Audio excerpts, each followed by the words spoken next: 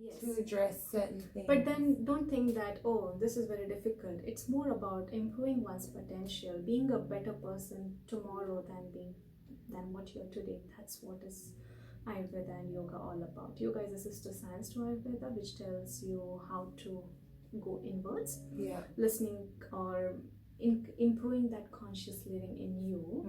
And Ayurveda believes in that principle as well. So if you look at, to give you a simple example, yoga will be more of doing certain poses.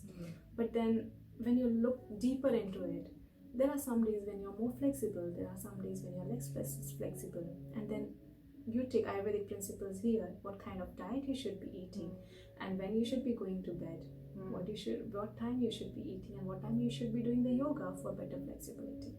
So all these things are interconnected because both the sciences believe in integrating mind, body, and soul together. So as a whole, you want to lay a foundation for daily routines and seasonal routines that are supportive for you and sustainable. Yes. See, daily routine is not very different for everyone apart from few aspects of it. For example, a Vata person, who is more dry in nature, needs to be more, emphasis is more on massage for him rather than a Kapha person. Could be, for example, every day for a Vata person, but probably a Kapha person could do with 3 days of massage as well in a week. But when we consider the daily routine, it's based on the fact that there is a daily wear and tear happening in our body. Old things are being replaced constantly. And through all the things which we do all throughout the day, there is a tendency of Vata aggravation or a little bit of imbalance of the doshas happening.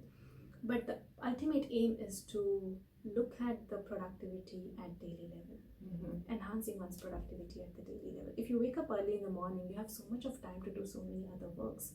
And I don't know if you have observed, but I observed it for myself. If I spend half an hour on certain work in morning, it may take me 2 hours in the evening to do the same work. So you are more focused. That's the importance of Brahma Muhurta. Brahma is nothing but knowledge. Any kind of knowledge, meditative practices. This time of the day, in the morning, just before the sunrise, ideally between 4 to 6 or 3 to 6, is the time when everything just works better to improve your focus on a particular thing you're doing. It could be yoga, it could be studying for the kids or even for the adults, or you want to do something where thinking is more involved or focusing is more involved, better do it in the morning. You'll spend less time with improved productivity, and that's what everybody's looking for. Yeah, of course. Okay.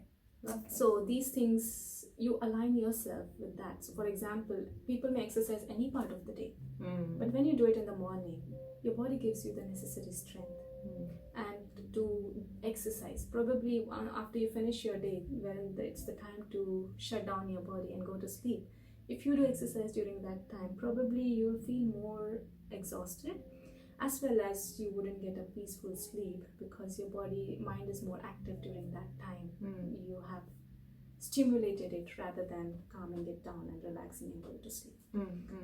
If you exercise during the Pitta time, which is when you should have your meals, probably your body will increase the amount of Pitta and Vata in the body because that's the time to eat. And on the contrary, if you're suppressing the hunger and exercising, that wouldn't look good to your body. So exercise increases heat in your body, and this is the time of heat. So you may increase or have a tendency to increase more of heat in your body.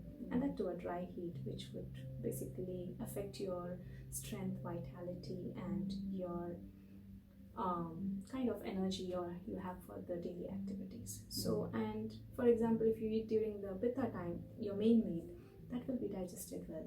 Evenings could be lighter meals. I know it is very difficult for people here because I see that most of the people have their main meals at night or probably later part of the night. Sometimes they don't eat even anything throughout the day, and then they are like starved, and then body thinks that you will not get anything. So most of the time overeating happens, but then after that you don't do anything. You go to sleep, and I have observed that people who have their heavy meals at night don't feel so hungry in the morning. Yeah. Okay. So breakfast should not be a compulsion, Yeah. but listening to your body. If you feel hungry, your body will tell you. Yeah.